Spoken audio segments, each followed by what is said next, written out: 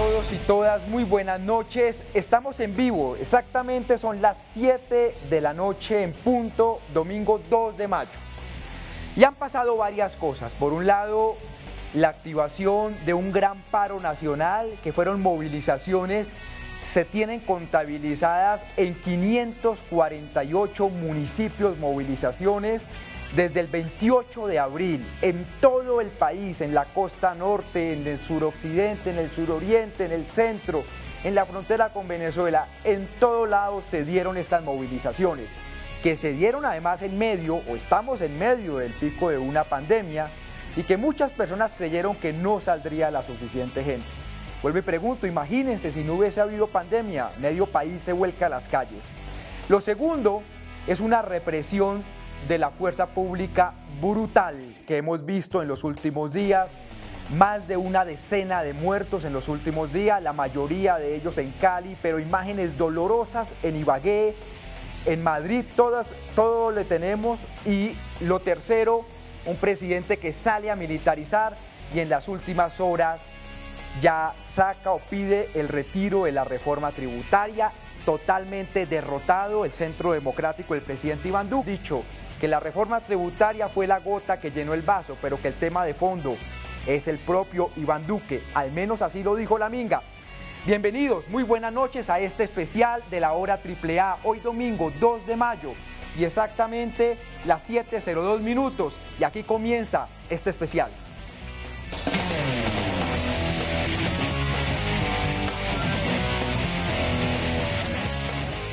Permítame hacer, antes que demostrar las imágenes, los testimonios, las entrevistas, los análisis, el recorrido que hemos hecho en todo el país, permítame hacer las siguientes conclusiones de esto que ha sucedido desde el 28 de abril hasta hoy. Lo primero es que lo que ha pasado en Colombia en las últimas horas es responsabilidad de la administración de Iván Duque, de nadie más. Que no busquen chivos expiatorios diciendo que fueron las disidencias, la ultraizquierda, lo que ellos llaman el castrochavismo. No, esto fue culpa de la administración de Iván Duque, que no quiso escuchar, que legisla mediante decreto y que solo tiene un programa de televisión, pero que no escucha a la sociedad. Todos estos muertos, todo esto se pudo haber evitado. Se le pidió, se le reiteró, se le dijo, se le insinuó, se le comentó, se le manifestó, y no hizo caso. La segunda conclusión es que hay una democracia de vía de hecho, yo no lo niego, pero más que vandalismo yo lo denomino radicalización democrática. El Congreso de la República está funcionando de forma virtual desde hace más de un año, es como si no existiera. Son tan descarados que acaban de viajar a Estados Unidos supuestamente a una sesión virtual, pero todo el mundo sabe que fue a vacunar, ni siquiera están en el país, como el defensor del pueblo, el cuestionado Carlos Camargo. La rama de la justicia funciona a medias, cada nada cancelan, audiencia, lo que sea, nadie va a las oficinas. Y el Ejecutivo legisla por decreto, es decir, no hay democracia. Entonces la gente salió a las calles a pedir democracia. Tercera conclusión. El Estado respondió con represión, es decir, es como si uno tiene un cáncer y para eso se toma una pastilla para el dolor de cabeza. El Estado respondió con represión. ¿Qué hubo? Pues violencia. ¿Y qué hubo? Pues muertos. Y eso no curó las protestas. Y lo cuarto, y esto es la parte central que vamos a analizar hoy día, ¿qué viene? Nadie lo sabe, no lo sabemos qué viene. Las organizaciones sociales o los sectores más organizados han dicho que el tema no era la reforma tributaria ni la reforma a la salud, que sigan dando, sino que el tema es el propio Iván Duque. ¿Cómo va a responder la ciudadanía no organizada? No sé, pero hoy a esta hora tenemos manifestaciones en Armenia, tenemos manifestaciones en Pereira, tenemos manifestaciones en Bogotá, tenemos manifestaciones de forma increíble, por lo menos en 14 o 15 ciudades. Facatativá, hace 5 minutos me acaban de enviar un video. En muchas zonas la gente sigue marchando. Camino para acá había una marcha de estudiantes también en Bogotá. Quiero que vean lo que pasó, el asesinato de un joven, Santiago Andrés Murillo, hijo único. Escuchen esto. ¡Me voy conmigo! No, Dios mío, no. Vamos a dar por terminada esta transmisión. Vamos a terminar esta transmisión. ¡Es mi único hijo! Me matan, me tienen que matar a mí me pegan los tiros. Le dispararon, le hirieron. ¿Está bien? ¿Puede respirar? ¿Puede respirar? Respira.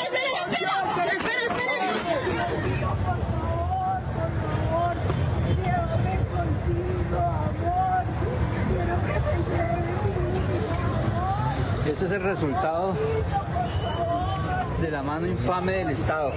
Este video que ustedes están viendo ocurrió hace apenas 3 o 4 horas. Ella, la que ustedes ven ahí, es la mamá de Santiago, que le mataron su único hijo. Y lo primero que uno tiene que decir en este caso es que esto no puede quedar en la impunidad. Santiago no puede ser el reflejo de la impunidad con el tema del abuso policial en Colombia.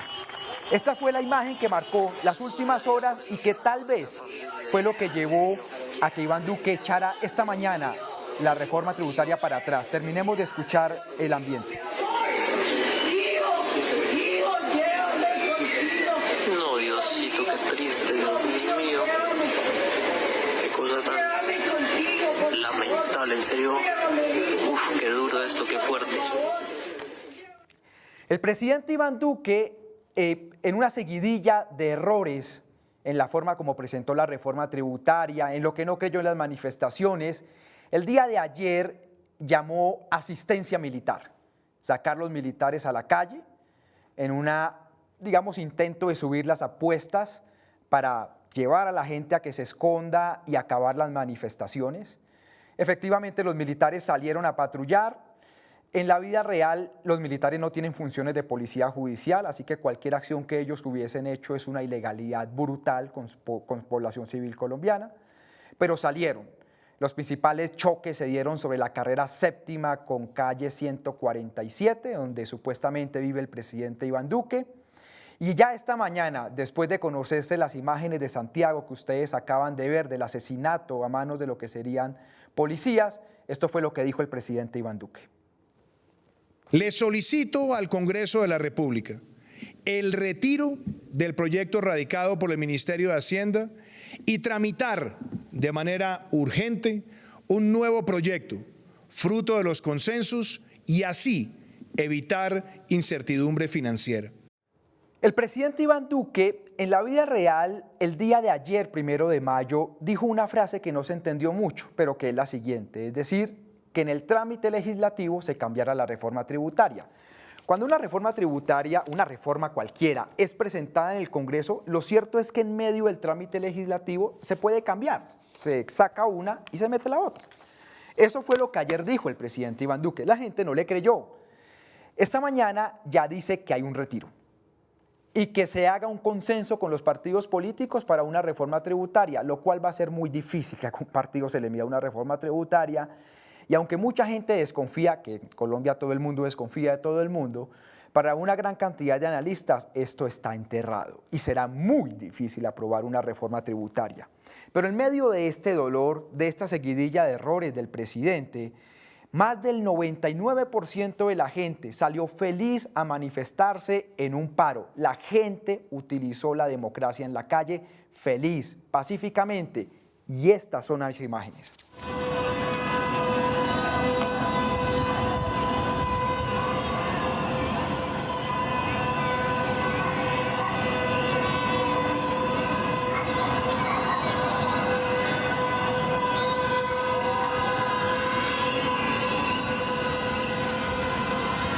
Esto es Bogotá, esto es hace apenas unas 3 o 4 horas antes del terrible aguacero que sucediera, pero ya vamos a ver otras ciudades que también salieron a manifestarse, lo de Barranquilla, lo de Cali, en Loma de la Cruz. Es intenso, volvamos al sonido ambiente.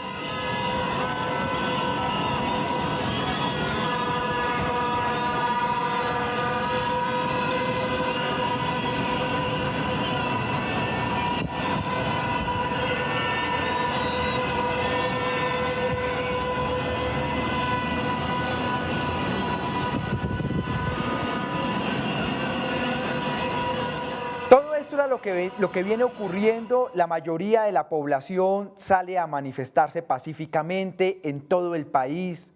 más del 99%, uno lo puede decir. Y aquí vamos con lo que pasó. Esto creo que son imágenes también. Esto ya es Bogotá también. Esto es el día de ayer. Vamos con las imágenes de Bogotá y el sonido ambiente.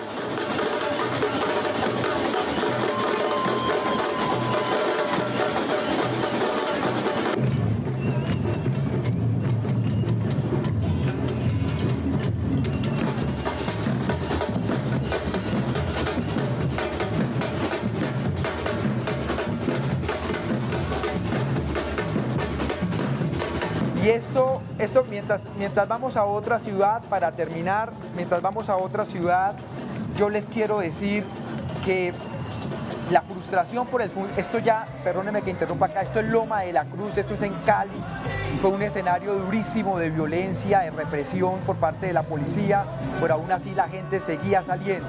Esto también fue el día de ayer. Vamos al sonido ambiente en Cali.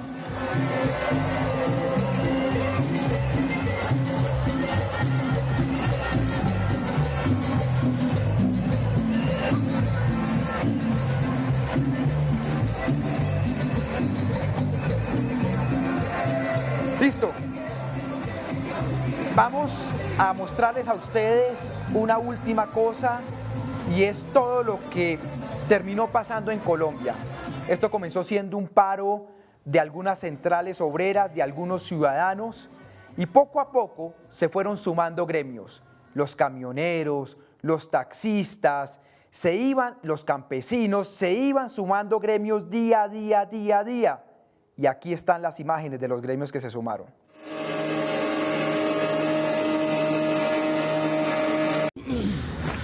Ya está bloqueada la vía, están necesitando apoyo. Bueno, un saludo de resistencia para el país. En nombre de nuestras 127 autoridades, los 10 pueblos del departamento del Cauca, en nombre de nuestras comunidades, y hoy, en el marco de la audiencia pública del asesinato de nuestra compañera autoridad santandereana,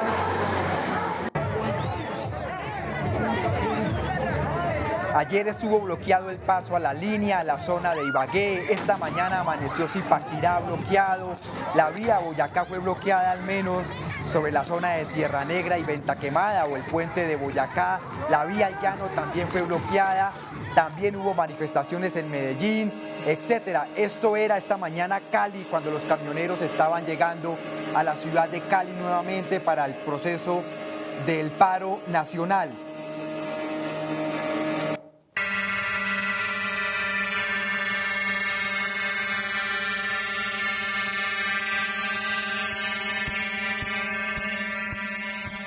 Muy bien, entonces hemos visto los 3 episodios que marcaron lo que hasta hoy es el gran paro nacional. Vamos a dividir todo este programa en varias partes. Ahora quiero invitar al periodista José Guarnizo. Él fue el que reconstruyó el caso del asesinato de Santiago, las imágenes que ustedes vieron al inicio, y él nos va a ayudar a entender qué fue lo que pasó. José, ¿qué tal, mi hermano? ¿Cómo estás? Buenas noches. Hola, Ariel. Buenas noches. ¿Cómo estás? Bien, muchísimas gracias por acompañarnos, siendo exactamente las 7:14 minutos de hoy, domingo 2 de mayo. José, en la reconstrucción de los hechos que usted hizo, ¿qué fue lo que pasó? Pues primero expresarles las condolencias a la familia de Santiago Andrés Murillo, un chico de 19 años, hijo único. Hay 2 testimonios inicialmente de 2 jóvenes que estaban acompañando a Santiago Andrés. No eran más de 10 muchachos que estaban bajando por la carrera quinta, que es una de las principales de Ibagué, justo hacia la carrera 60. Ellos iban bajando hacia el norte y iba subiendo una tanqueta de la policía hacia el sur. Hubo un momento en que uno de los muchachos lanzó una piedra a la tanqueta, según lo que cuenta un testigo, y de inmediato un policía motorizado disparó a quemarropa a Julián Andrés. Aquí hay que siempre recordar, así parezca muy obvio, que en Colombia no existe la pena de muerte y que un policía no puede en ningún momento accionar el arma en contra de un civil. Eso sucedió a eso de las 9 de la noche. A él lo trasladan a la clínica más cercana, que era donde quedaba antes Saludcop, ahí en la misma 60, y ahí es donde se producen estas imágenes tan desgarradoras de la mamá de Milena, pues enterándose del asesinato de su hijo. Estos testimonios son muy importantes para la investigación, porque se trata de un joven que no estaba armado, que no estaba, es decir, que estaba completamente, indefenso frente al accionar de un policía. José, a ver si le entiendo.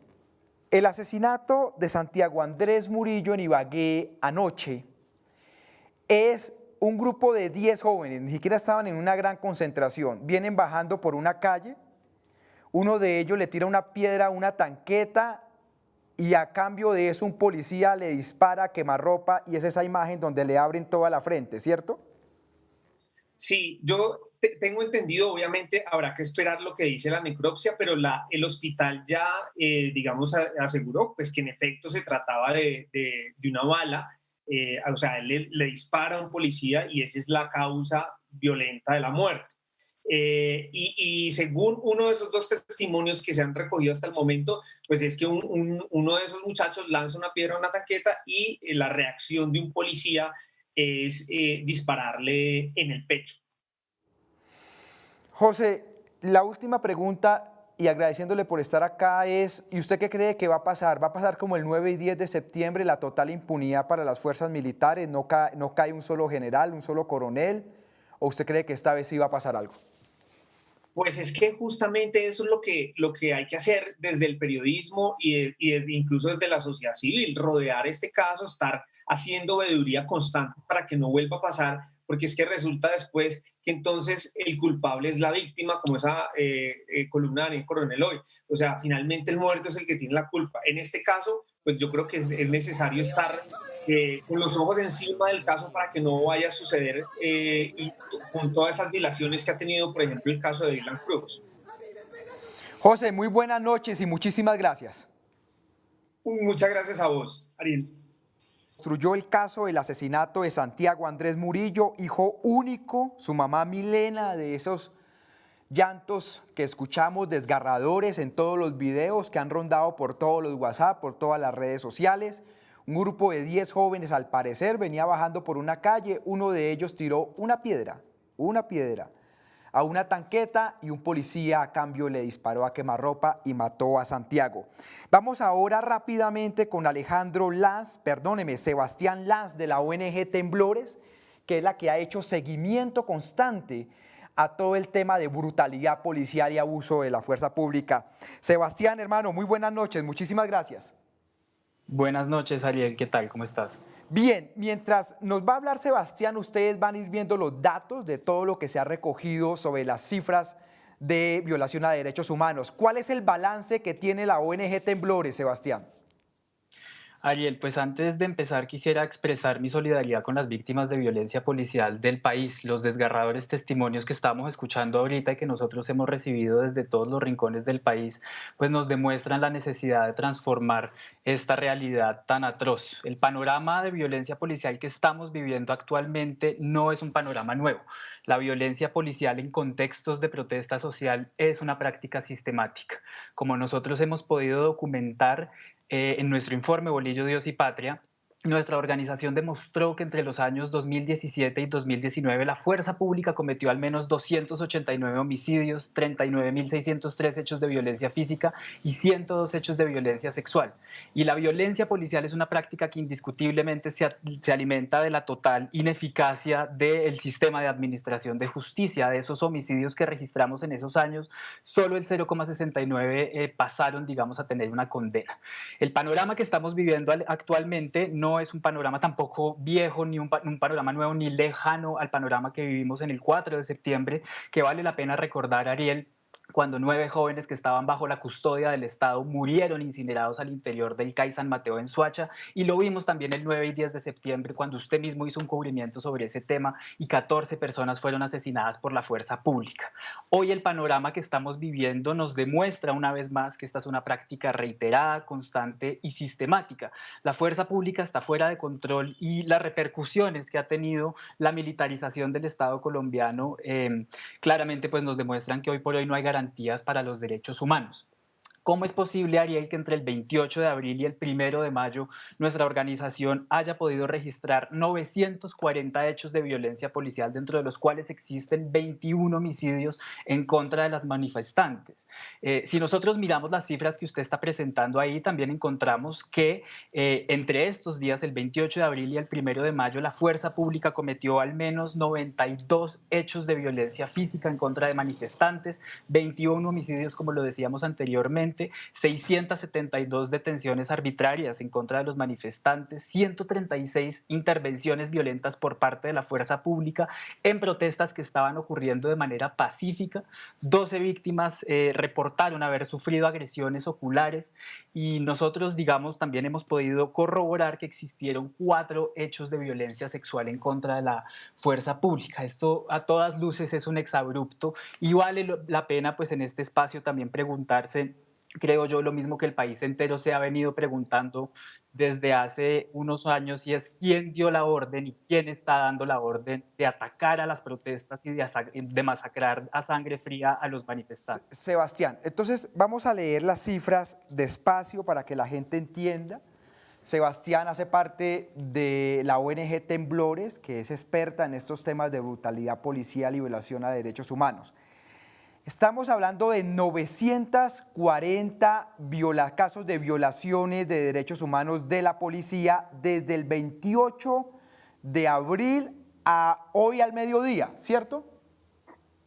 Estamos hablando de 940 casos de violencia policial desde las 6 de la mañana del 28 de abril hasta las 10 de la noche del 1 de mayo. El reporte sobre los hechos de violencia policial del día de hoy... Sebastián, vamos despacio, ok. Estamos hablando de 940 hechos de violencia policial que han reportado ustedes. De acuerdo. Segundo dato, 92 víctimas, pero quiero irme al dato de, a ver si es cierto, es 21 homicidios del 28 de abril ¿hasta cuándo? Hasta las 10 de la noche del 1 de mayo del 2021, Ariel. Entonces hagamos cuentas, 28 de abril, 29 de abril, 1 de mayo, es decir, en un periodo de 3 días se habrían asesinado 21 personas, esa es la cifra que ustedes tienen. En un periodo de 4 días, Ariel, se han asesinado a al menos 21 personas que nosotros hemos podido corroborar. 4 días, exactamente, perdón, me equivoqué, 4 días se han asesinado 21 personas. Y tiene usted 4 hechos de violencia sexual. 4 hechos que nuestra organización ha logrado verificar en donde las víctimas reportaron haber sufrido prácticas de violencia sexual por parte de la fuerza pública. De acuerdo. Sebastián, una última pregunta. A mí siempre me hacen esta pregunta, es decir, ¿cómo acabamos con los temas de violencia policial? Y yo siempre he dicho, es una cosa relativamente sencilla, pero difícil de hacer. Sacarlos de la justicia penal militar, que eso es un antro de impunidad. Claro, hay que cambiar la doctrina, claro, hay que cambiar los manuales de instrucción, hay que hacer muchas cosas, muchas cosas, pero esto de la justicia penal militar es lo primero. ¿Usted coincide conmigo o no? Ariel, yo coincido con usted parcialmente, porque dentro del sistema de administración de justicia existe un problema estructural de atención de los casos de violencia policial. Es verdad que cuando los casos son asumidos por la jurisdicción militar, existe muy poca probabilidad de que estos casos tengan éxito para las víctimas y concluyan en una condena satisfactoria en contra de los responsables de estos hechos. Pero también existe un gran problema en la justicia ordinaria y en la jurisdicción ordinaria. Una de las cosas que nuestra organización ha identificado es que cuando las víctimas, sobre todo víctimas de violencia sexual, denuncian ante la Fiscalía prácticas de violación a los derechos humanos por parte de la fuerza pública, la Fiscalía omite estudiar a profundidad estos hechos y remite estos expedientes a la jurisdicción militar, pensando que todos los hechos que se comportan en relación con las fuerzas públicas corresponden a hechos relacionados con actos del servicio. Y esto es un problema muy grande porque lo que ha terminado pasando desde hace décadas es que graves violaciones a los derechos humanos se han legitimado como prácticas del servicio y de la actuación de policía. De manera que estoy de acuerdo con usted en que los casos deben salir de la jurisdicción militar, pero también tenemos que garantizar que los jueces y fiscales estén capacitados para identificar que las prácticas y las denuncias que se les presentan corresponden a graves violaciones a los derechos humanos y que bajo ninguna circunstancia pueden ser relacionados como actos del servicio de la función de policía. Desde Temblores ONG también tenemos una gran, digamos, preocupación, pues porque hasta hace muy poco se empezaron a reportar los casos de violencia policial y actualmente pues nuestra organización está haciendo el mayor esfuerzo para poder reportar en tiempo real los hechos que estamos registrando. Pero en este proceso de garantizar que la impunidad cese, la impunidad tan grande que es en estos casos, la ciudadanía tiene que tomar un rol también muy activo en saber documentar las prácticas de violencia policial de manera adecuada y en saberlas reportar para que los casos que se presenten a la justicia sean robustos y puedan tener éxito en el sistema de administración de justicia. Sebastián, le quiero agradecer, muy buenas noches, muy amables, y seguimos en este especial. Vamos a mostrar lo duro y después vamos a mostrar la alegría de las marchas. Esto es Bogotá.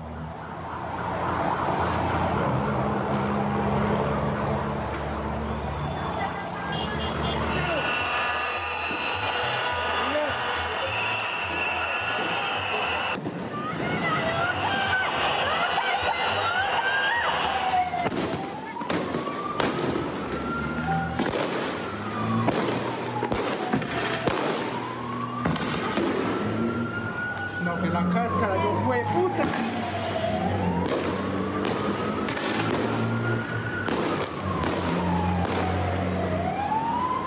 Pero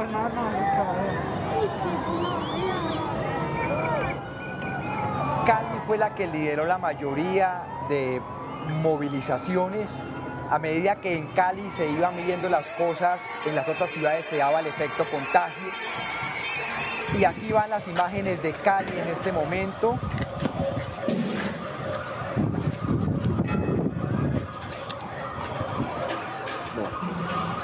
Están tratando de abrir los casetos. Me grave para allá.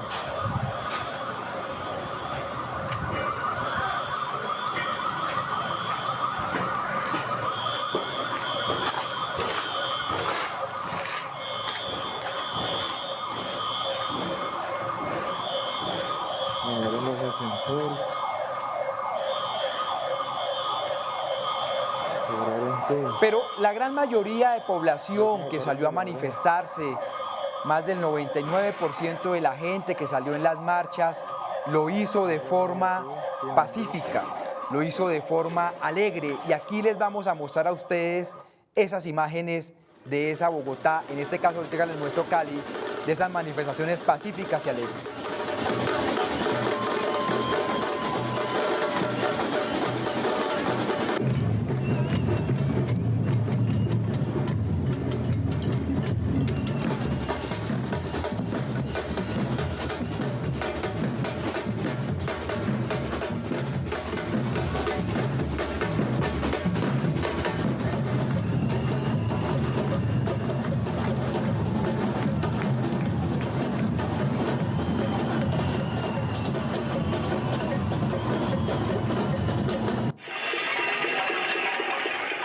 Este fue el cacerolazo que también se escuchaba.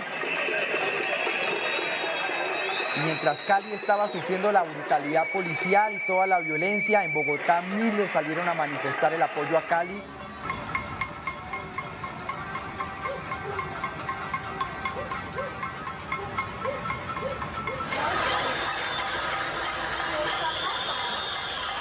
Con esto nos vamos con Juan Manuel Torres. Juan Manuel Torres es un investigador en Cali. Fue una de las personas que nos ayudó a cubrir todo esto que sucedía en Cali. Juan Manuel, ¿qué tal? ¿Cómo estás? Muy buenas noches. Hola Ariel, ¿qué tal? Buenas noches, ¿cómo te encuentras? Bien, Juan Manuel, balance de Cali. Cali fue el centro durante mucho tiempo, pero ¿cuál es el balance? Desde el 28 hasta hoy, ¿cuál es el balance que usted haría de la ciudad de Cali? Vale, Ariel, sí, Cali, capital de la resistencia, yo quisiera hacer el balance en 4 puntos. En primero, lo que podríamos más llamarlo estructural de Cali, y es que más allá de la reforma tributaria, hay situaciones que vienen pesando sobre la cotidianidad, principalmente de los jóvenes. El desempleo en Cali está por encima del promedio nacional y de las principales ciudades. El desempleo juvenil, la última cifra del DANE alcanza el 27,2%, pero a mí me aterra son las cifras de pobreza, Ariel. El DANE también acaba de revelar las cifras de pobreza y en Cali se pasó en el 2019 el 21,9% de la población en situación de pobreza al 36,3%, un salto de casi 15 puntos. Mientras que el promedio nacional aumentó alrededor de 7 puntos. La pobreza extrema se disparó, se multiplicó por 3, pasó del 4,7 al 13,3. Y en desigualdad, Ariel, hemos retrocedido en Cali por ahí unas 2 décadas, es decir, hemos perdido el siglo XXI. El Gini pasó del 0,465 a 0,523 entre el 2019 y el 2020. Entonces, todo lo que se vivió en situaciones de violencia viene arrastrando problemas de seguridad, incluso ya deja de obedecer a algo gremial, ya se van los temas barriales porque es en los barrios populares y en la clase media donde se está sufriendo lo principal. El segundo punto que te quiero comentar, Ariel, es la represión y la matriz mediática que se montó desde Cali. Nosotros en Cali estuvimos, desde el primer día se recurrió a una salida militar. Desde la 1 de la tarde se ordenó ese día toque de queda y que los militares salieran a las calles. Yo mismo los vi, yo mismo me los tuve que encontrar. Y la élite caleña estaba desconectada con la gente. Mientras tanto, la gente encontró en el espacio, en salir, en el protestar, motivos para encontrarse y para fortalecer esos lazos. Las élites caleñas se descacharon, estaban muy bravas porque les tumbaron la estatua de Sebastián de Belalcázar, los MISAC a primera hora, pero la salida fue represiva. En tercer lugar, Ariel, es un aspecto ya de legitimidad y gobernabilidad. Aquí en Cali fueron los comandantes de policía y el ministro de Defensa los que tomaron el control de la ciudad. A Clara Luz Roldán se le veía muy cómoda, amenazó varias veces, dijo que se atuvieran a las consecuencias. Además, empezó a utilizar este término del terrorismo vandálico. Y Jorge Iván Ospina estaba un poco dando tumbos y su voz prácticamente ya no tiene resonancia. O sea que aquí el control de la ciudad no estuvo a manos de las autoridades locales, sino en la mano de los militares y el ministro de Defensa. Pero fracasaron en ese intento. Uno, porque no protegieron los activos estratégicos.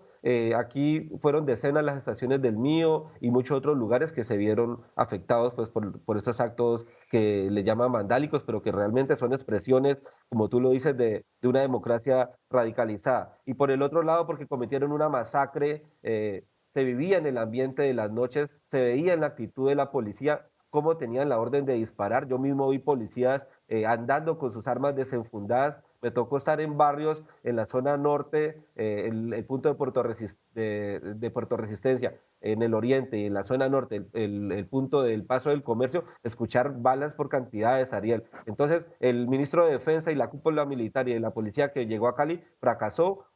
Clara Luz Roldán tuvo que acomodar su discurso y Jorge Iván Ospina, pues su voz ya no tiene eco y tiene un problema de legitimidad muy serio, Ariel. Y el cuarto punto es lo que vos mencionabas de la resignificación de los espacios. Cali, capital de la resistencia, desde la ciudad se respondió con el arte, con la resistencia, con los bloqueos, los espacios públicos, ahora se les llaman de otra manera, la Loma de la Dignidad, el Puente de las Mil Luchas, Puerto Resistencia, y además que fue por toda la ciudad, fueron aproximadamente 12, 13 puntos de la ciudad y se bloquearon todas las entradas. Y aquí también hay que reconocer que no fue solo Cali, Ariel.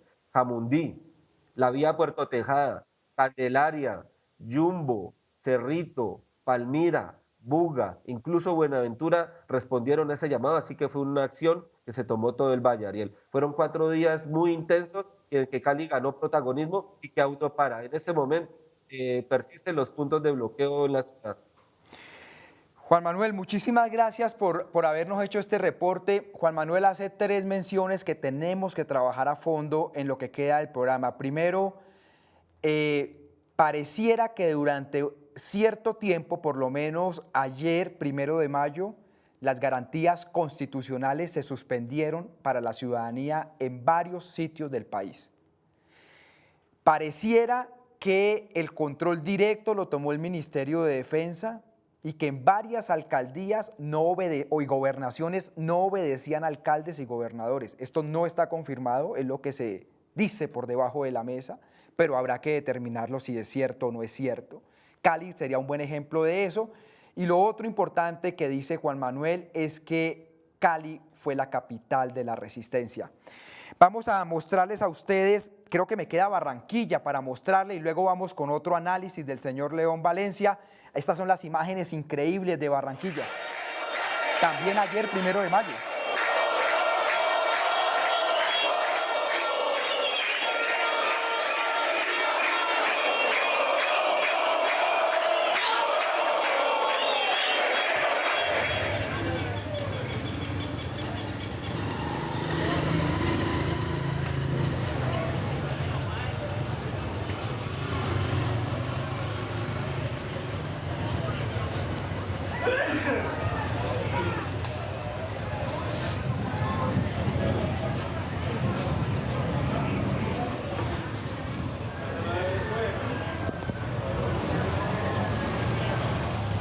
Muy bien, estas son las imágenes de Barranquilla y ahora nos acompaña el director de la Fundación Paz y Reconciliación, el señor León Valencia, para hacer un análisis. Yo a León, dándole las buenas noches, quiero comenzar esto, León, haciéndole una pregunta central, es ¿para dónde va esto? Esto se detiene, se desactiva, va para adelante, la Minga acaba de decir, seguimos, organizaciones sociales, seguimos, el tema es Iván Duque, y se han planteado literalmente tumbarlo. El presidente Iván Duque va de la salida de retirar la reforma tributaria, ¿va a desactivar esto o no? Muy buenas noches, Ariel. Buenas noches para toda la teleaudiencia del Canal Capital, para su programa. Y la cosa va a seguir. Ahora resurgió lo que estaba escondido después de las grandes manifestaciones de 2019, de noviembre de 2019, la ciudadanía volvió y recuperó ese espíritu de salir a la calle, va a estar en la calle, porque hay un repudio muy grande al gobierno del presidente Duque, hay también un dolor enorme, la crisis social y económica es profunda, el descontento es muy grande. Entonces, lo que yo aviso es que esto va a seguir. Mucha gente cuando llegó la pandemia y enterró la protesta que había en 2019, pensó que ya estaba solucionado el problema y Duque se desentendió de todo y pensó, esto ya lo resolvimos acá porque ahora yo voy a atender este tema de la pandemia y voy a ocultar todo lo que ocurre social y político en el país. Pero resurgió todo eso y ya la gente, para volver a la casa, necesitará un cambio muy profundo. Y ya no es un cambio maquillado de las decisiones de gobierno, es un cambio de gobierno. La situación colombiana no es fácil porque institucionalmente no hay manera de salir de un gobierno sino mediante elecciones, y mediante elecciones que no se convocan con anticipación porque no estamos en un régimen parlamentario, estamos en un régimen presidencialista. El señor Duque va a durar.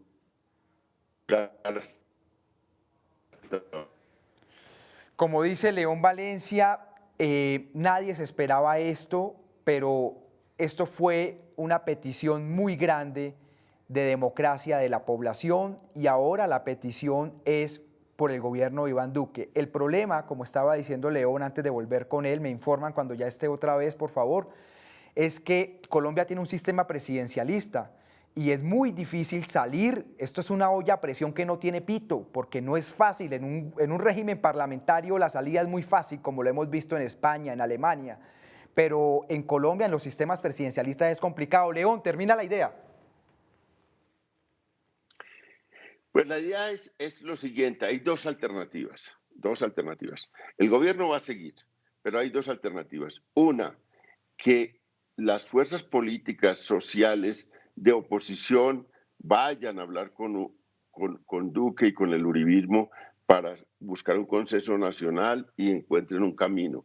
Ese es como una posibilidad. La otra posibilidad es que el gobierno termine en cuidados intensivos, como siempre, ya es una enfermedad terminal, con paliativos hasta 2022, y las fuerzas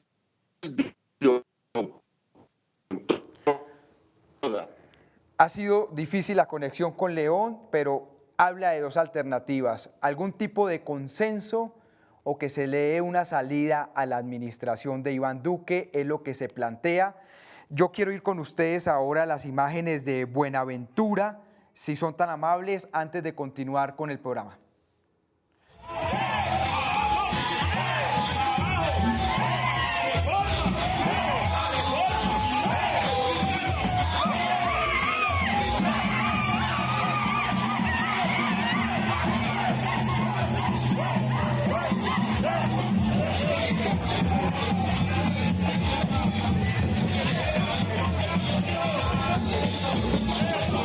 Esto es Buenaventura, la capital del paro cívico y una de las capitales del Pacífico colombiano, una alegría impresionante. Ahora quiero mostrarles las imágenes de Buga, también al lado. No solo estaba el tema de Cali, todo el Valle del Cauca estuvo protestando. Esto es Buga.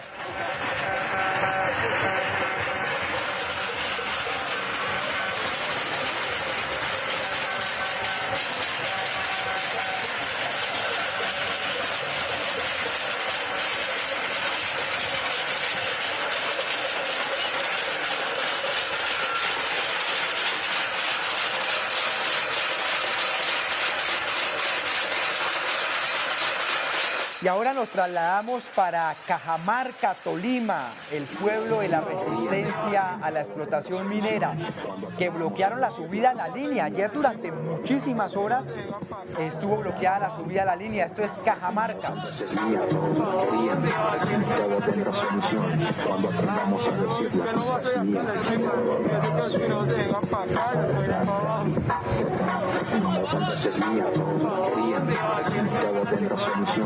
Cuando aprendamos a decir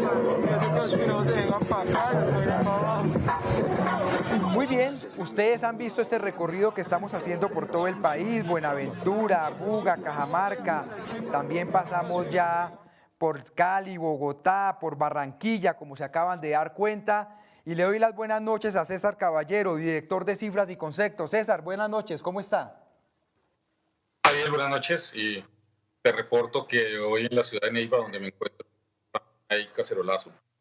Y también soy testigo de primera mano que en Honda hubo también unas manifestaciones pacíficas, muy ordenadas, también con alegría, y la gente aplaudiendo las manifestaciones ciudadanas totalmente pacíficas y ordenadas, sin ningún tipo de desmán.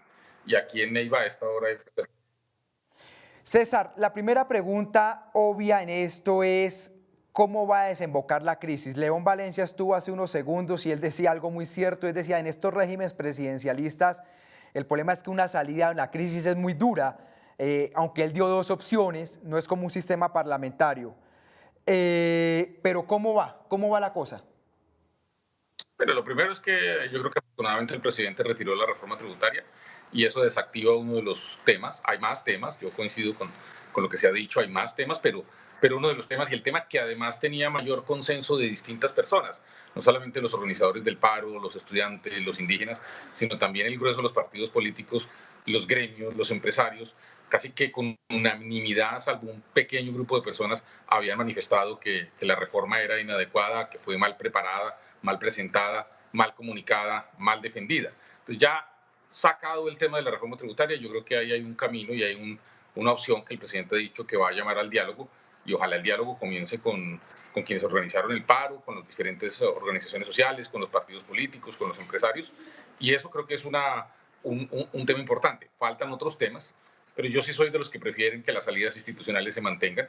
Colombia ya está a 9 meses en la práctica de 10 meses en la práctica de las elecciones a Congreso, que son en marzo del año entrante.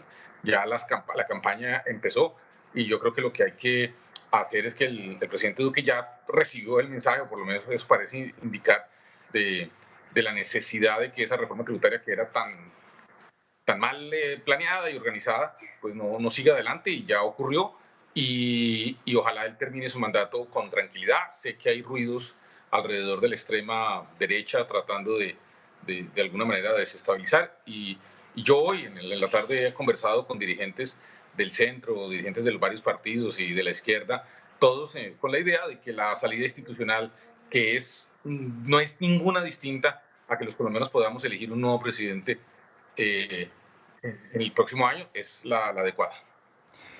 César, hay una pregunta, usted que también sabe de estos temas de marketing, es ¿quién asesora al presidente en comunicaciones? Es decir, tantas seguidillas de errores, sobre todo lo que pasó el día de ayer, desafiando la ciudadanía, amenazando con militarizar, ya esta mañana echando para atrás de una forma absurda.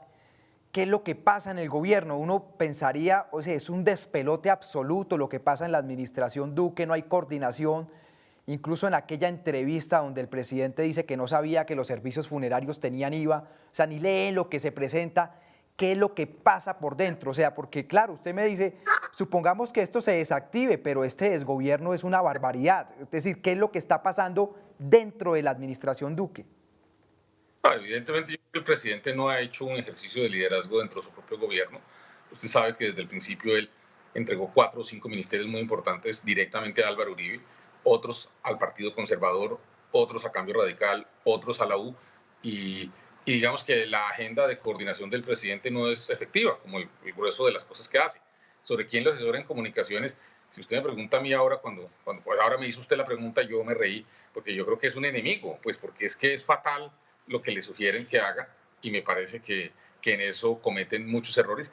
Mi deseo es que hayan entendido que la situación es difícil, que estuvieron, pues digamos, que incendiaron al país por 3 días, que hubiéramos podido ahorrarnos muertos, violencia, desmanes, ejercicio arbitrario de la autoridad, si el presidente hubiera recibido el mensaje que los partidos y que la sociedad y los columnistas y todo el mundo le estaba dando hacía 2 semanas, y es que la tributaria de 23 billones que presentaron era totalmente inadecuada y que el mejor camino era retirarla, negociar una nueva, menos ambiciosa, más focalizada en rentas empresariales y en rentas de capital, como creo que ya lo está anunciando, y abandonar esa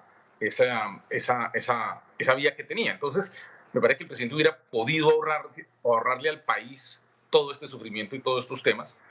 Yo aspiro que también las personas que han llamado a las movilizaciones den un compás de espera, tengan la sensatez de decir, bueno, vamos a dar un compás de espera. Hay una primera decisión del presidente de retirar la tributaria. Esperemos que el presidente mantenga su decisión de dialogar. Lo que no creo que sea conveniente es que solo dialogue con el Centro Democrático, que es lo que ha hecho hasta ahora. Él tiene que dialogar con todos los partidos, pero también un tema con la sociedad, y me parece que la vía institucional es esa, es tratar. El presidente de todas maneras tiene la opción de una crisis ministerial. Si Marta Lucía Ramírez finalmente toma la decisión de renunciar, la selección del nueva vicepresidente, pues debería responder, digamos, a un tema de apertura. Él puede convocar algunas nuevas figuras con mayor peso político y mayor interacción con el país, y terminar el mandato lo más tranquilo posible. Un mandato que en la práctica yo creo que pues está, digamos, ya en su etapa de cierre, digamos, muy anticipado, porque el presidente Duque se da unas peleas tontas que pierde y que gasta tiempo del gobierno, de los colombianos y de la sociedad, y nos genera mucho sufrimiento en unas peleas que no tenía sentido.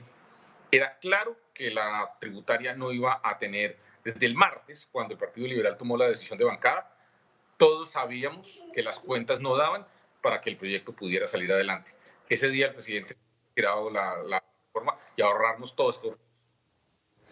César, una última pregunta. Mire, para toda la gente hay miles de personas en redes conectadas, hay miles también viéndonos en televisión. Es esto, mire, Ariel Ávila cree que no hay espacio para una reforma tributaria y que nos toca salir como estamos. Hay otros que creen que sí hay espacio para una reforma tributaria, que incluso se le metan cosas progresivas, etcétera. Y hay una propuesta que dentro de todas a mí me suena más, que la dio, tengo que decirlo, la dio Roy Barreras, donde dice, mire, meta una reforma de un solo artículo, derogue la reforma tributaria, la ley de financiamiento del 2019 y ahí tiene 9 billones de pesos y ya, y evitémonos tantos líos. ¿Su posición cuál es? Yo creo que hay espacio para una reforma porque también hay necesidad para una reforma. En este debate en redes yo participé en varios debates sobre ese tema. A mí me parece muy sensato el llamado de la ANDI. La ANDI, Bruce McMaster, le está proponiendo al presidente desde hace un mes que la reforma tributaria la reforma tributaria que preparó Carrasquilla es una reforma tributaria que el 80% de los recursos eran de rentas de las personas que trabajan, de los asalariados y del IVA, para mantener beneficios a las empresas. Bruce McMaster, desde hace un mes, está diciendo, no, devolvamos los privilegios que nos dieron, los regalos tributarios que nos dieron en la reforma de 2018 y en la 2019, básicamente en 3 temas, que es el descuento del ICO, del Industria y Comercio de la Renta, la tarifa de importación de bienes de capital con tarifa cero de IVA y una disminución de la tarifa de renta. Entonces él está diciendo, devuelvan eso, es decir, graven a las empresas más. Y además el impuesto de patrimonio. Si usted suma eso, eso ya le está llegando a una cifra cercana a los 12 billones de pesos. Y si además uno lograra que, creo que es parte de la intención de que el sector financiero también tenga una sobretasa, estaríamos hablando de 14 billones de pesos. Una reforma tributaria totalmente distinta, mucho más acoplada a las necesidades de la sociedad colombiana de hoy, que va en el camino de cerrar una serie de privilegios que la verdad es que la reforma tributaria del 2018, la del 2019, usted recuerda que Guillermo Perry dijo que era la peor reforma tributaria en 40 años. Y evidentemente fue la peor reforma. Y es la misma ANDI, los empresarios están diciendo, mire, no graven las rentas de la gente, no grave el IVA, sino quiten a nosotros unos privilegios, y esos privilegios que si no los quitan, pues generan un recurso que más o menos la propuesta es alrededor, sumando unas y otras cosas, de 14 billones de pesos, que eso permite los programas sociales que quiere el gobierno y cerrar un poco el déficit. Y nos olvidamos de ese esperpento de 23 billones de pesos que estaba fundamentalmente construido para sostener privilegios en las empresas y en las rentas del 1% de más ingresos. Y más bien movámonos en ese sentido. Yo creo que aquí las discusiones además hay que darlas para que el país conozca cuál es la situación no del 10%, que esa discusión confunde, sino del 1% de mayores ingresos. Yo creo que hay un espacio para eso. Yo creo que la gente aceptaría esa reforma y creo que además el país la necesita. Yo soy de la posición de que si lo que se consensúa es alrededor de la propuesta de la ANDI, tiene la posibilidad de ser un proyecto consensuado, un proyecto que evidentemente todos debemos saber, no es el del gobierno, no era lo que el gobierno quería, de hecho tendría que recoger errores que ha cometido el gobierno y en eso creo que hay que reconocer a la ANDI y a los empresarios que están detrás de esa propuesta, su sentido de realidad, de economía política y su sentido de entender que hay empatía frente a lo que está sufriendo la sociedad colombiana y por eso los empresarios están dispuestos a eso. Yo soy empresario y yo estoy dispuesto a que eso suceda. César, muchísimas gracias, muy buenas noches y sabemos, ya tenemos también las imágenes de Neiva que nos están llegando en este momento. Muchísimas gracias. Y no se olvide de Honda, que también protesta pacíficamente. Así es, la ciudad de los puentes, Honda Tolima. Muy bien, seguimos en este especial de Mesa Capital, la hora AAA. Estamos en un programa especial porque generalmente vamos de lunes a sábado, no los domingos, pero hoy estamos transmitiendo desde las 7 de la noche hasta las 8:30 en este programa especial, siendo las 7:54. Y les quiero mostrar lo que fue Cartagena también durante este paro nacional.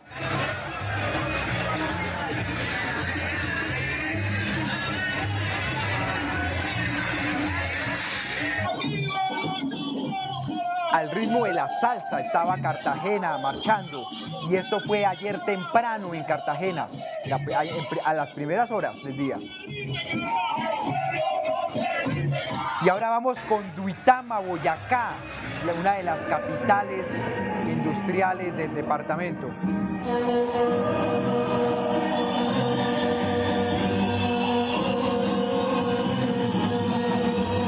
Creo que esas son imágenes de Facatativá, si no estoy mal, me corrigen, o esto es Duitama.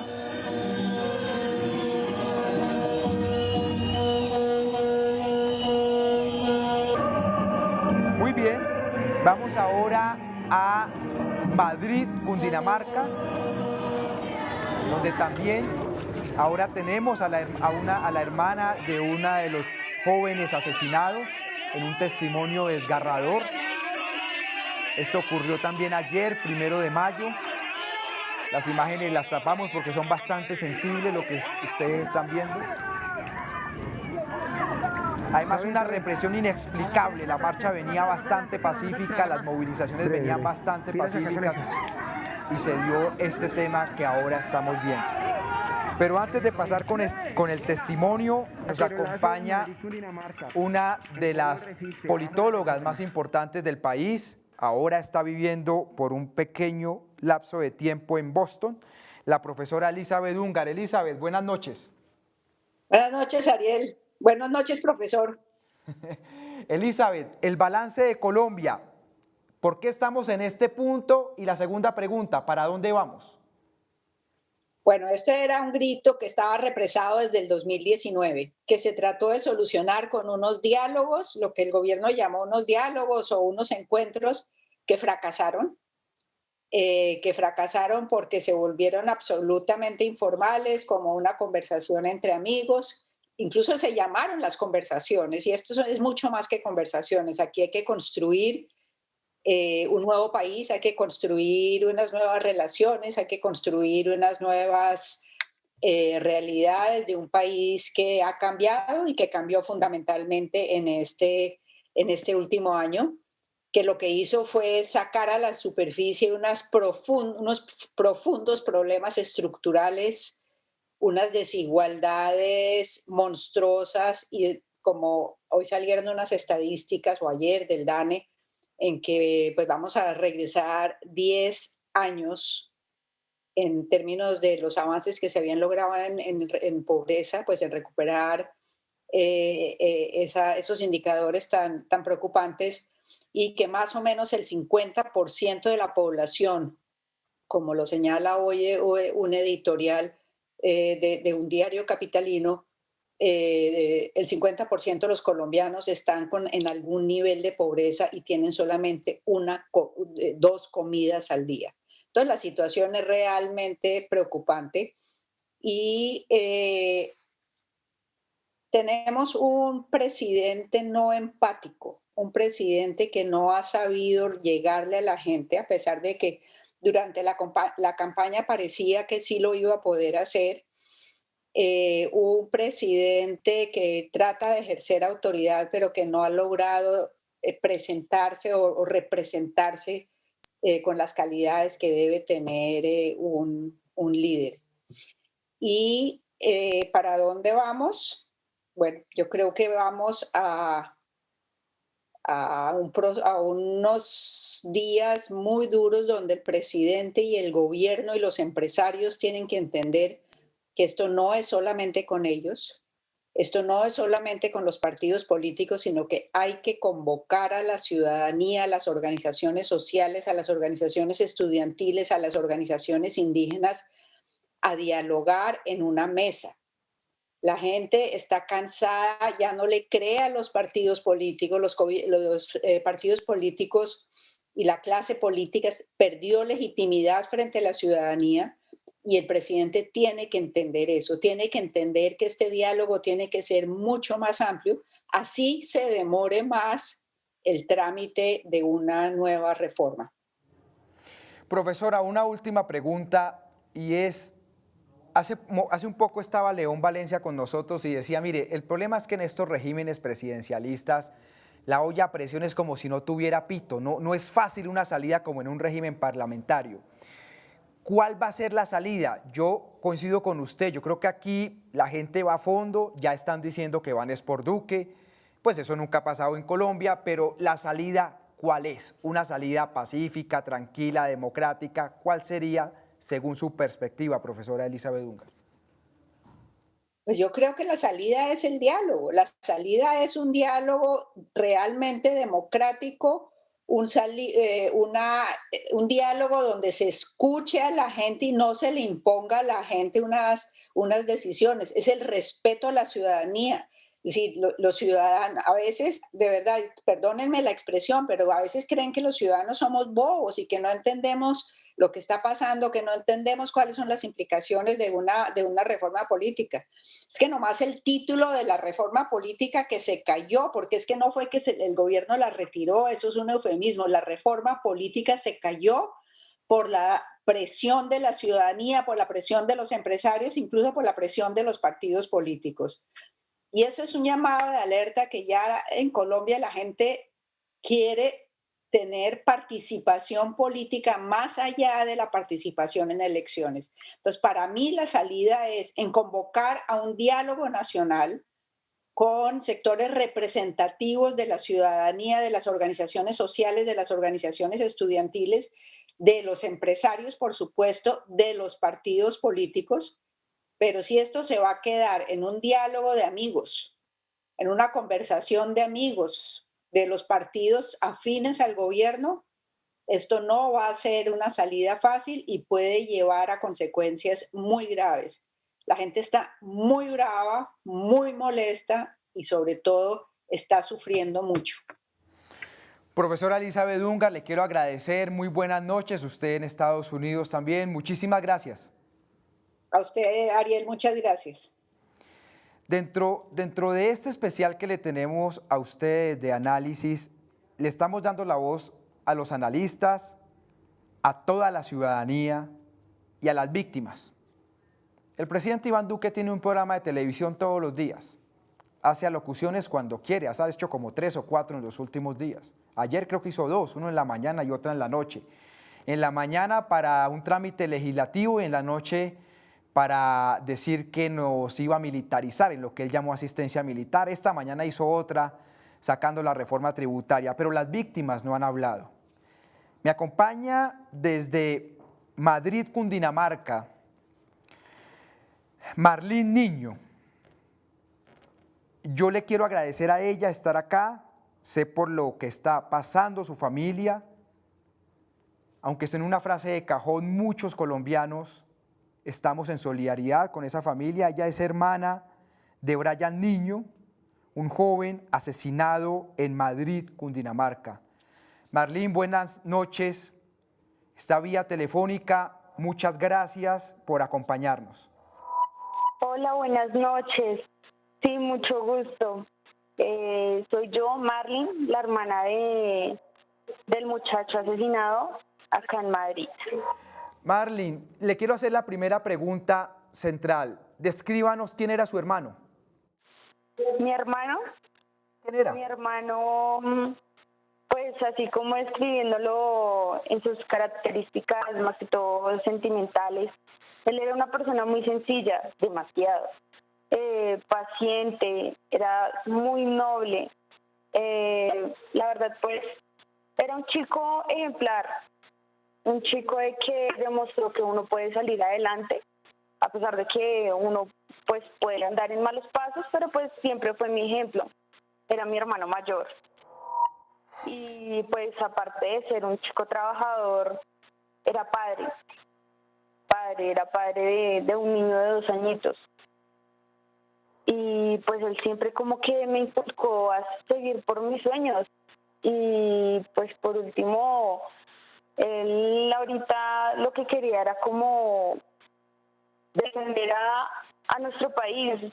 Él quería dar esa voz de aliento con los que no pueden hablar, con los que no podían salir a las calles. Y a él le gustaba siempre saber, defender, conocer. Marlene, en ese momento estamos viendo las imágenes de lo que pasó, pero también la imagen de su hermano, una fotografía que usted nos envió y que quería que mostráramos. ¿Cuáles fueron las circunstancias del asesinato de su hermano? ¿Qué es lo que usted sabe, Marlene? Mi hermano fue asesinado por el SMAT. Él, lastimosamente, anoche 1 de mayo, sobre las 9 de la noche, estaba un grupo gigante aquí en Madrid. Siempre tratamos de hacer las marchas muy pacíficas, tratamos de mostrar mucho el arte. porque Madrid se destaca mucho de eso, de que aquí existe el arte, aquí se apoya entre nosotros, a pesar de que, pues, no sé, le cierren los caminos por otro lado. Entonces, estaban en unos círculos, porque yo no pude asistir, estaban en un círculo gigante por toda la avenida del barrio Sosiego. En la mitad, pues, estaban haciendo arengas, estaban haciendo un baile, y en eso fue cuando, según lo que vi el en vivo del alcalde, fue que estaban atacando la estación de policía, que quedaba a 2 cuadras de allí, donde estaban. Y él dio la orden para que llegara el SMAT.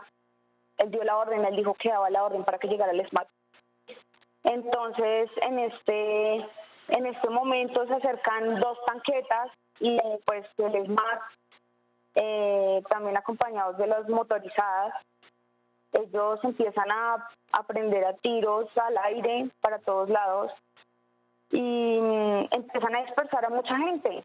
Dispersan a toda la gente que estaba reunida allí en este círculo, y en ese momento es cuando una tanqueta se dirige hacia precisamente donde estaba mi hermano. Él estaba con otros 3 chicos. Y la tanqueta siguió derecho y empezó a retroceder de manera muy lenta. Y ahí fue cuando empezó a apuntar, y pues a 20 metros, cuando estaba a 20 metros de donde estaba mi hermano, lastimosamente fue cuando le propinó la tanqueta un disparo, no sé si se puede llamar así, un disparo en el ojo derecho. En ese momento es cuando mi hermano cae al suelo, intentan auxiliarlo, pero el SMAT seguía atacando. Ellos seguían atacando con sus gases lacrimógenos. Ellos evitaron que lo auxiliaran. Luego de eso lo llevan a una cuadra más para atrás y llega una moto de un muchacho, de un compañero que estaba también ahí en la marcha. Lo suben a la moto y los gases lacrimógenos no paraban. Ellos seguían. El SMAT seguía tirando gases lacrimógenos, y uno de ellos le cayó en el pie de la persona que iba a manejar la moto. Eso hace que les toque bajarse de la moto. Mi hermano vuelve a quedar en el suelo y no sé, más o menos 10, 15 minutos después, los chicos dicen que él todavía seguía respirando. Más o menos 10, 15 minutos después, llega otra moto, afortunadamente, y pues llevan a mi hermano en esa moto. Entonces va el conductor, mi hermano va en la mitad y atrás va un pato, ¿sí? Entonces llevan a mi hermano para el hospital, y pues en ese momento que lo dejan ahí en la sala de urgencias, el muchacho no alcanza ni a dar como 20 pasos de aquella sala, cuando lo devuelven y le dicen que mi hermano pues ya no tenía signos vitales. Marlene, una última pregunta de este testimonio terrible, y es: la comunidad denuncia que la policía madrugó a modificar la escena de los hechos. ¿Eso es cierto? Es correcto. Es totalmente correcto. Resulta y pasa que yo, pues, en medio de mi susto, de mi tensión, yo, pues, pasé toda la noche en vela, obviamente, y madrugué muy temprano con los chicos de prensa de aquí en Madrid. Hay unos chicos de prensa de derechos humanos. Ellos me dijeron que madrugáramos a ver si podíamos ver evidencia, la sangre, a ver en dónde había caído. Y pues obviamente nos acercamos allá, eran las 8:30 de la mañana, y resulta y pasa que vimos al equipo de acueducto, de limpieza. Ellos ya estaban alzando todo, tenían todo en montones, ya tenían como todo barrido, y ya solo les quedaba como coger y alzar los montones, ¿sí? En ese caso, entonces, nosotros empezamos a sacar, como a revolcar esa basurita que quedó ahí, y sacamos como las pruebas más rápidas, pero los vecinos nos confirmaron que efectivamente a las 2 de la madrugada habían empezado a barrer. Entonces ya a las 9 de la mañana fue cuando llegó el carro de la basura y empezaron a alzar todo. Marlene, yo creo que el sentimiento de toda Colombia, tal vez a excepción de unos cuantos, pero de toda Colombia, es un acompañamiento a su familia. Yo sé por lo que está pasando, le quiero agradecer por haber estado acá y tenga presente que nosotros siempre vamos a preguntar por los responsables, por los asesinos de su hermano y vamos a hacer todo lo posible porque los asesinos paguen una pena. Buenas noches y muchas gracias, Marlene. Muchísimas gracias a ustedes por su atención, que estén muy bien y pues estaré atenta. Bueno, muchísimas gracias, Marlene. Vamos a ver unas imágenes de La Calera antes de ir a otro espacio. Vamos a ver con La Calera.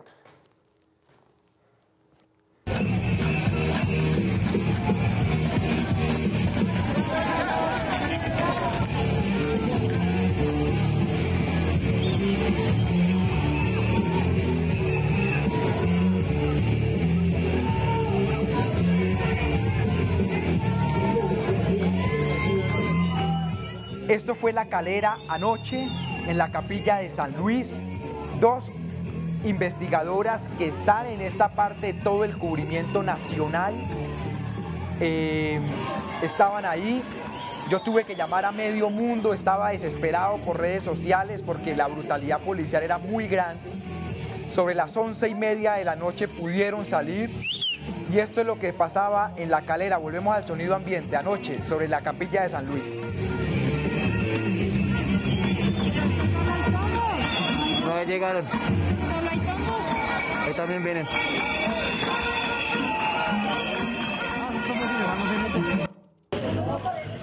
Este video fue grabado ya sobre las 10 de la noche. Escuchen el testimonio. Le está dando eso al corazón.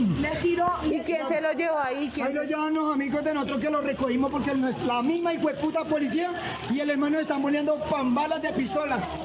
¿Y si están disparando con armas? Sí, allá están todos los amigos, no sé cuántos más hay allá. Y nadie estaba haciendo nada. No estábamos haciendo nada, nos atacaron con balas. Puros tiros. Puros tiros, nos hicieron correr y el señor cayó.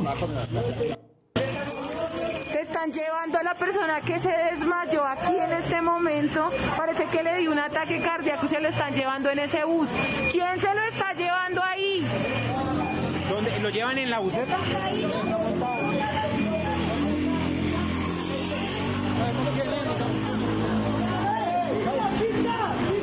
Esto pasaba ayer en La Calera, Cundinamarca, a unos cuantos kilómetros de Bogotá. La persona que graba el video es una de las investigadoras que está en este proceso de cubrimiento. Fue muy duro. Y ahora vamos a las imágenes de Manizales, me dicen acá. Esta es la estatua de Gilberto Alzate Avendaño, uno de los hombres más conservadores, catalogados por algunos historiadores como un fascista. Y aquí tumbaban el busto de él. Esto es Manizales.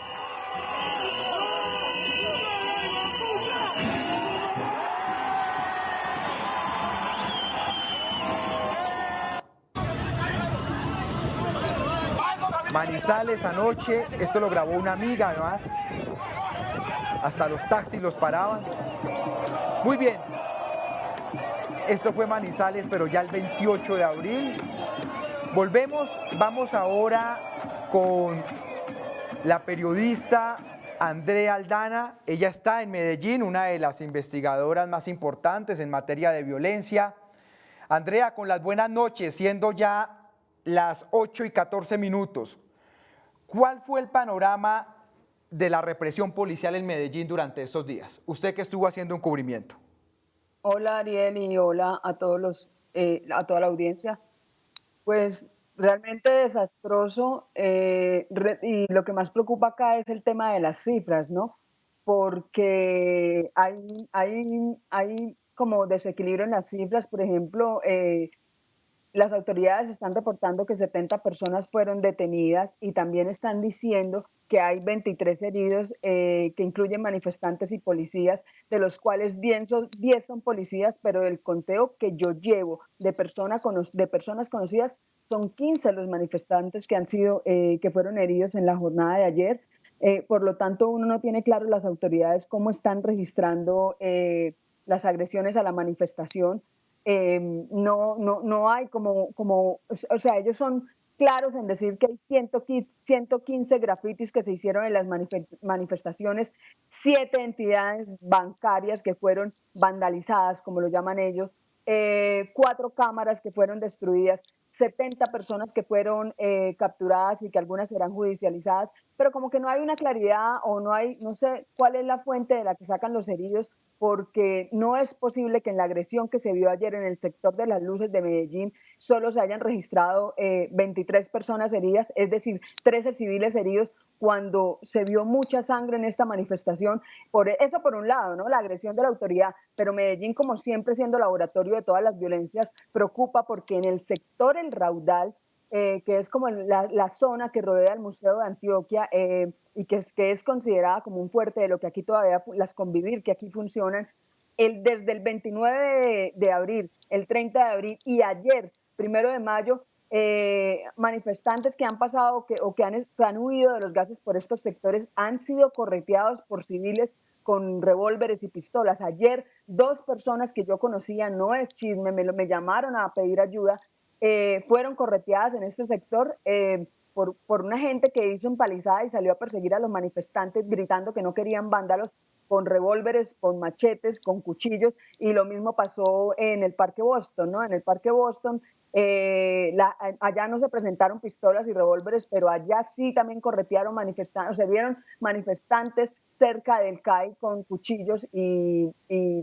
pistolas, ¿no? Entonces preocupa esta situación en Medellín. Desde el 29 de abril está circulando un panfleto que lo acabo de pasar, si lo quieren poner en pantalla, lo acabo de pasar al máster. Está circulando un panfleto que no se ha verificado su autenticidad, pero que ya empiezan a firmar como Autodefensas Unidas por Medellín, grupos de ultraderecha, que empiezan a pescar en Río Revuelto, que empiezan a amenazar, y uno podría decir, bueno, listo, esto es gente que está alborotando, que está pescando en Río Revuelto, pero pues es que ya se han visto pistolas y revólveres en las calles, ¿no? Entonces, en Medellín este tipo de cosas tienen que tomarse con cuidado y con prevención, porque este tipo de cosas han sucedido en el pasado en Medellín, se han armado grupos que dominan el centro en Medellín, grupos armados, perdón, y pues esto, uno no sabe si esto es real, si no es real, cómo se van a desarrollar las próximas manifestaciones y si el ambiente va a seguir así, qué va a pasar en la ciudad, ¿no? Andrea, muchísimas gracias, muy buenas noches, el panorama desde la ciudad de Medellín. Muchas gracias, Andrea. Gracias, Ariel, hasta luego. Vamos con las imágenes de Ibagué y les tenemos a ustedes un testimonio.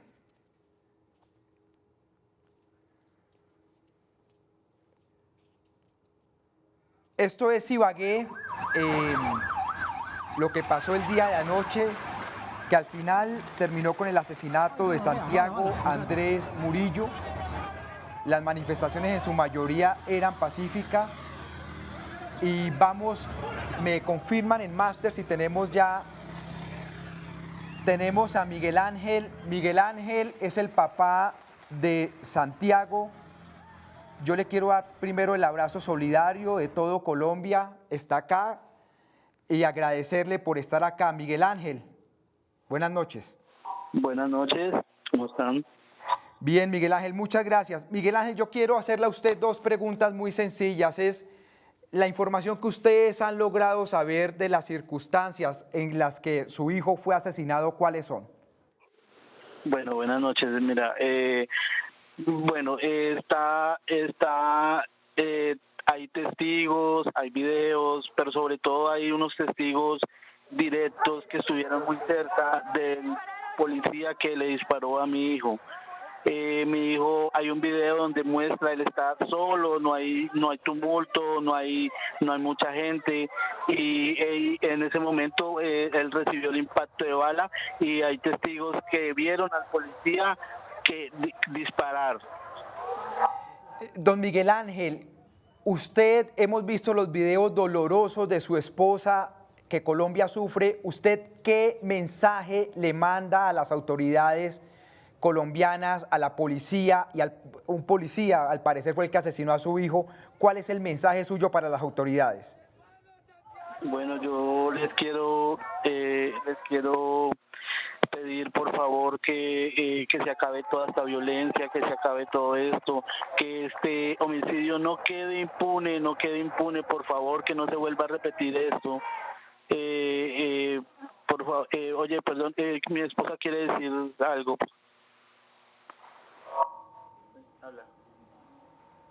Hola, yo quiero limpiar la imagen de mi... Doña Milena, sí señora, si puede hablar un poco más duro, que no la escuchamos bien. Yo quiero limpiar la imagen de mi hijo. Yo vivo aquí a 2 cuadras donde se cometió el homicidio. Mi hijo venía a 2 cuadras para su casa, venía de donde su novia. Está el video donde se muestra cuando le dispararon y él venía caminando solo. Mi hijo es un niño estudioso de bien, solo estaba a 2 cuadras de mi casa, de donde yo estaba esperándolo. Él venía donde su novia, solo estaba a 2 cuadras de mí. Aquí vivimos a 2 cuadras de donde lo asesinaron. Él venía era para su casa, estaba aquí al lado mío, ya venía para su casa. Doña Milena, sabemos que hay gente que ha intentado decir cosas negativas de su hijo, pero todos sabemos que es falso y su hijo fue asesinado por miembros de la Policía Nacional, en eso todos estamos conscientes. Le quiero agradecer por estar acá, don Miguel Ángel, y los acompañamos en su dolor. El video corre, ahí está la evidencia cuando él venía solo. Sí, señor, perdón.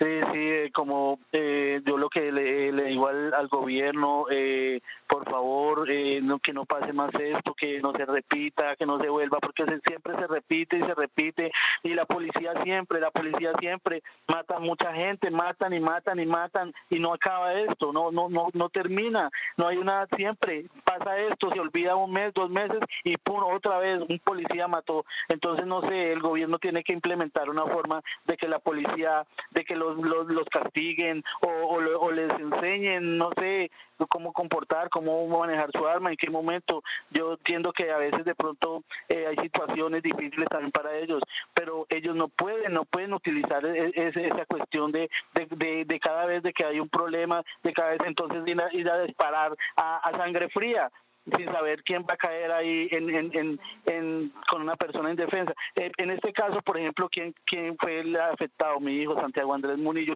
un niño que no es de esa clase, no, a él la policía le esculcó el maletín cuando estaba llegando a la clínica. Ellos creyeron que le iban a encontrar droga o cuchillos, algo, no le encontraron absolutamente nada, porque mi hijo ni un cuchillo cogía, ni un cuchillo, él no era de eso. No es porque sea mi hijo, porque uno defiende mucho a los hijos, pero es que todo el mundo, el que conocía a mi hijo, lo puede decir. No tengo una persona que venga a decir mi hijo era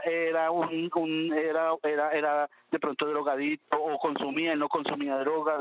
Él era muy juicioso, era un niño muy juicioso, muy de la casa. Don Miguel Ángel, todos somos conscientes que su hijo era muy juicioso, sabemos que hay alguna gente que ha intentado manchar, pero pues ya no se preocupe, que la mayoría de Colombia sabe que son falsedades.